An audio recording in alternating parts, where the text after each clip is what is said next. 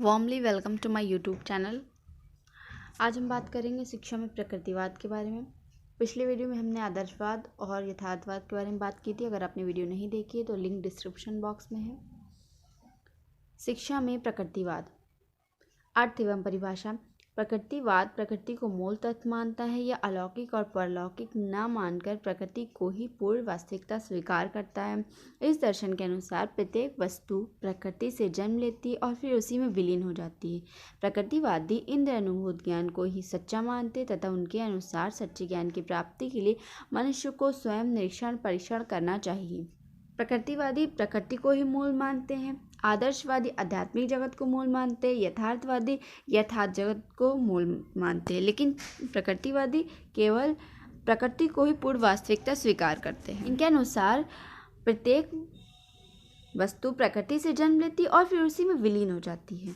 प्रकृतिवादी इंद्र अनुभूत ज्ञान को ही सच्चा मानते तथा उनके अनुसार सच्चे ज्ञान की प्राप्ति के लिए मनुष्य को स्वयं निरीक्षण परीक्षण करना चाहिए। प्रकृतिवादियों के अनुसार सृष्टि में प्रकृति या पदार्थ के अतिरिक्त कोई अन्य सत्ता नहीं है। वे प्रकृति को ही पूर्ण शक्तिमान मानते हैं और उसी के नियमों तथा कार्य कारण संबंध में विश्वास रखते हैं। प्रकृतिवादी के अनुसार सृष्टि में प्रकृति या पदार्थ के अतिरिक्त कोई सत्ता नहीं है, अपितु वो आध्यात्मिक या ईश्वरीय शक्ति में विश्वास नहीं करते। उनके अनुसार वस्तु प्रकृति के द्वारा ही उत्पन्न होती है और उन्हीं में विलीन हो जाती है, तब उसी के नियमों तथा कार्य कारण संबंध में विश्वास रखते हैं वो। उनका मत है कि प्रत्येक वस्तु प्रकृति से पैदा होती है और उसी में विलीन हो जाती है। प्रकृतिवादी आत्मा परमात्मा में विश्वास नहीं करते। ये भौतिक संसार को सत्य तथा परलौकिक जगत को मिथ्या मानते हैं। प्रकृतिवादी आत्मा परमात्मा में विश्वास नहीं करते, वे प्रकृति को ही पूर्ण वास्तविक मानते हैं। प्रकृतिवादी विचारधारा के समर्थकों में अरस्तु, Comte, Bacon, Hobbes, Lamarck, Rousseau, Huxley तथा सैमुअल बटलर आदि प्रमुख हैं। दार्शनिक क्षेत्र में यूरोप की सामाजिक क्रांति ने प्रकृतिवाद को जन्म दिया। प्रमुख विद्वानों के अनुसार प्रकृतिवाद की परिभाषाएं। मोर्ले के अनुसार प्रकृतिवादी स्वरूप में प्रेम करना, मानव प्रकृति पर विश्वास, न्याय की कामना तथा दूसरों पर उपकार करना निहित है। जहाँ तक दार्शनिक पृष्ठभूमि का संबंध है, प्रकृतिवाद पदार्थ एवं मन पर आधारित है। पदार्थ को सत्य मानकर प्रकृतिवाद चलता है। पदार्थ मूल रूप में नष्ट नहीं होता। प्रकृतिवादियों का मानना है कि जब वस्तु का निर्माण प्रकृति के द्वारा हुआ है तो वो प्रकृति में विलीन होकर ही नष्ट होगी, मूल रूप से नष्ट नहीं होगी। रॉस के अनुसार प्रकृतिवाद को परिभाषित करना बड़ा कठिन है, क्योंकि यह विभिन्न अर्थों में प्रयुक्त किया जाता है। W.F. हॉकिंग के अनुसार प्रकृतिवाद तत्व मीमांसा का वह रूप है जो प्रकृति को पूर्ण यथार्थ मानता है, अर्थात यह परा प्राकृतिक या दूसरे जगत को अपने क्षेत्र से बाहर रखता है। थॉम्स और लैंग के अनुसार प्रकृतिवाद आदर्शवाद के विपरीत मस्तिष्क को पदार्थ के अधीन मानता है और यह विश्वास करता है कि अंतिम यथार्थ भौतिक है, आध्यात्मिक नहीं। जेम्स वाट के अनुसार प्रकृतिवाद वह सिद्धांत है जो प्रकृति को ईश्वर से पृथक करता है, आत्मा को पदार्थ के अधीन करता है और अपरिवर्तन नियमों को सर्वोच्च मानता है। शिक्षा में प्रकृतिवाद के रूप। प्रकृतिवादी शिक्षा के निम्नलिखित रूप है। पहला, पदार्थवादी प्रकृतिवाद। यह संप्रदाय पदार्थ को सत्य मानता तथा बाह्य प्रकृति के नियमों के अध्ययन पर बल देता है। इसके मतानुसार इस जगत में जो कुछ भौतिक रूप में उपस्थित है वही सत्य है। यह मानव का अध्ययन भी पदार्थ जगत के नियमों के अनुसार करता है। प्रकृतिवादी मानते हैं कि मनुष्य का जन्म प्रकृति के फलस्वरूप हुआ है, न कि ईश्वरीय शक्ति या आध्यात्मिक शक्ति के द्वारा। यंत्रवादी प्रकृतिवाद। प्रकृतिवादी विचारधारा का यह रूप मनुष्य को एक यंत्र मानता है। जिस प्रकार यंत्र स्वयं कार्य नहीं कर सकता, उसको संचालित करना पड़ता है, उसी प्रकार मनुष्य भी पूर्ण रूप से बाह्य प्रभावों द्वारा संचालित होता है। यह मनुष्य के चेतन तत्व की सत्ता को स्वीकार नहीं करता। प्रकृतिवादी मनुष्य को एक यंत्र के रूप में स्वीकार करते हैं और यह मानते हैं कि जिस प्रकार यंत्र को संचालित करना पड़ता है, उसी प्रकार मनुष्य को भी पूर्ण रूप से बाह्य प्रभाव द्वारा संचालित होता है। यह मनुष्य के चेतन तत्व की सत्ता को स्वीकार नहीं करते हैं। इनके अनुसार संपूर्ण संसार एक प्राणविहीन यंत्र है। जब मनुष्य उनके हिसाब से यंत्र है तो समस्त संसार भी एक प्राणविहीन यंत्र है जिसका निर्माण पदार्थ तथा गति से मिलकर हुआ है, न कि ईश्वरीय शक्ति के द्वारा, और कोई उद्देश्य प्रयोजन या आध्यात्मिक शक्ति नहीं है। जैविक प्रकृतिवाद। प्रकृतिवादी विचारधारा का यह रूप विकास सिद्धांत में आस्था रखता है। जैविक प्रकृतिवाद डार्विन के विकासवाद के सिद्धांत पर आधारित है। डार्विन के विकास के दो सिद्धांत हैं: जीवन के लिए संघर्ष एवं समर्थ का अस्तित्व। प्रत्येक प्राणी जीवित रहना चाहता है। जीवित रहने के लिए उसे निरंतर संघर्ष करना पड़ता है और संघर्ष में वही जीवित रहता है जो समर्थ होता है। इस विचारधारा के अनुसार बालक को इस प्रकार की शिक्षा दी जानी चाहिए जिससे वह अपने आप को परिस्थिति और वातावरण के अनुकूल बना सके।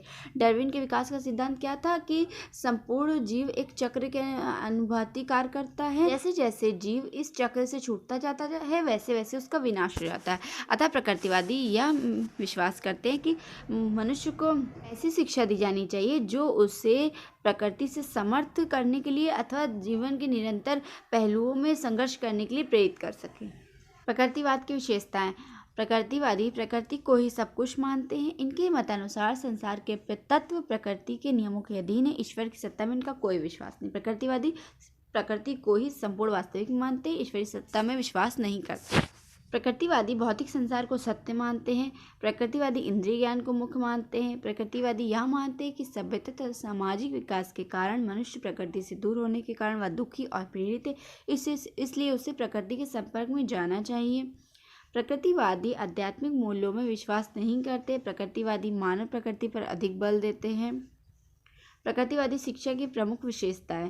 प्रकृतिवाद ने शिक्षा के क्षेत्र में क्रांतिकारी परिवर्तन किए हैं। मुनरो के अनुसार प्रकृतिवाद ने शिक्षा के मनोवैज्ञानिक, सामाजिक और वैज्ञानिक विचारों के स्पष्ट निर्माण की प्रत्यक्ष प्रेरणा प्रदान की है। यद्यपि शैक्षिक विचारधारा में प्रकृतिवाद का सर्वोत्तम प्रयोग बेकन और कम्युनिस्ट ने किया, परंतु प्रकृतिवादी आंदोलन को चरम सीमा पर पहुंचाने का श्रेय रूसो को है। अर्थात शैक्षिक विचारधारा में प्रकृतिवाद का प्रयोग सर्वप्रथम बेकन और कम्युनिस्ट ने किया, परंतु प्रकृतिवादी आंदोलन हुआ था उससे चरम सीमा पर पहुंचाने का श्रेय रूसो को जाता है। प्रकृतिवाद के अन्य समर्थकों में पेस्टोलॉजी, फ्रॉबोल, हर्बर्ट बेस्डो आदि हैं। प्रकृतिवादी शिक्षा की विशेषताएं। प्रकृति का अनुसरण करना, बाल केंद्रित शिक्षा पर बल देना, पुस्तक की शिक्षा का विरोध करते हैं, बालक की स्वतंत्रता पर बल देते हैं। प्रकृतिवादी बालक की योग्यता और क्षमता और रुचियों पर बल देते हैं, इंद्रिय प्रशिक्षण पर बल देते हैं तथा निषेधात्मक शिक्षा। प्रकृति का अनुसरण। प्रकृतिवादी ने प्रकृति की ओर लौटो का नारा लगाया, जिसका अर्थ है समाज का वातावरण दूषित है, इसलिए बालक को अपनी प्रकृति के अनुसार स्वयं विकसित होने देना चाहिए। अतः प्रकृतिवादी बालक को विद्यालय और अन्य सामाजिक संस्थाओं के कृत्रिम तथा दूषित वातावरण से दूर रखकर अपने प्राकृतिक वातावरण में ही विकसित होने देना चाहिए। प्रकृतिवादियों का मानना है कि समाज का वातावरण दूषित है, इसलिए बालक को अपनी प्रकृति के अनुसार स्वयं विकसित होने देना चाहिए, न कि उसे विद्यालय या सामाजिक संस्थाओं के कृत्रिम वातावरण में विकसित होने का अवसर दिया जाए, अपितु इसके विपरीत बालक को प्रकृति के मनोरम वातावरण में विकसित होने देना चाहिए। प्रकृतिवादी बालक को समाज से दूर प्रकृति की गोद में, जहाँ पर वातावरण शुद्ध हो, शिक्षा देने के समर्थक है।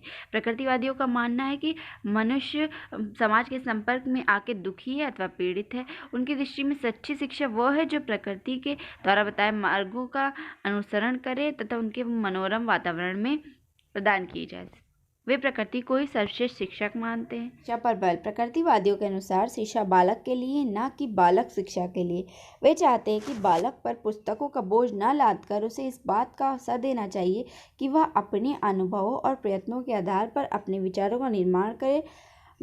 प्रकृतिवादी क्या मानते हैं कि बाल केंद्रित शिक्षा देनी चाहिए, मतलब कि ऐसी शिक्षा प्रदान की जाए जिसका केंद्र बिंदु बालक हो, न कि बालक को शिक्षा के लिए करना चाहिए, बल्कि ऐसी शिक्षा होनी चाहिए जो बालक के लिए हो।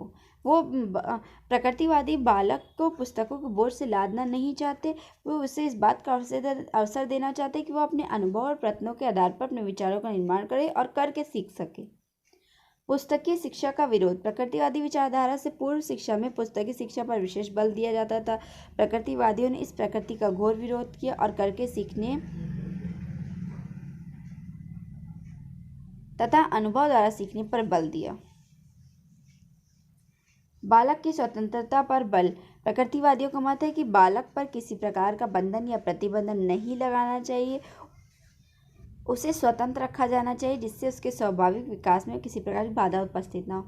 प्रकृतिवादी किसी भी टाइम टेबल या शेड्यूलिंग शिक्षा के विरोधी हैं। उनके हिसाब से बालक को स्वतंत्र छोड़ देना चाहिए जिससे उनका स्वाभाविक विकास में कोई भी बाधा उत्पन्न न हो। बालक की योग्यता और क्षमता और रुचियों पर प्रकृतिवादी ये मानते थे कि बालक को ऐसी शिक्षा देनी चाहिए जो उनकी योग्यता और क्षमता और रुचियों के अनुकूल हो तथा इनकी रुचि, योग्यता और क्षमता का विकास हो सके। इंद्रिय प्रशिक्षण पर बल। प्रकृतिवादियों ने इंद्रियों का ज्ञान का द्वार माना, जिसका अर्थ है कि हमारा संपूर्ण ज्ञान इंद्रियों के द्वारा ही मस्तिष्क में प्रविष्ट होता है। इंद्रियों के माध्यम से ही सत्य ज्ञान का प्राप्ति होती है। यदि हम ज्ञान को प्रभावशाली बनाना चाहते हैं तो हमें इंद्रियों को प्रशिक्षित करना होगा। Smart facts. पेस्ट्रोलॉजी ने बालक की तुलना बीज से की है। प्रकृतिवादी शिक्षा दर्शन में शिक्षक की भूमिका एक माली की है। रूसो की पुस्तक एमिल में विभिन्न बालकों की अवस्थाओं के लिए विभिन्न पाठ्यक्रमों की रूपरेखा प्रस्तुत की गई है। नर्सरी, मॉन्टेसरी पद्धति, किंडरगार्टन, डाल्टन कोच विधि तथा योजना विधि आदि प्रकृतिवादियों की शिक्षा विधियां हैं।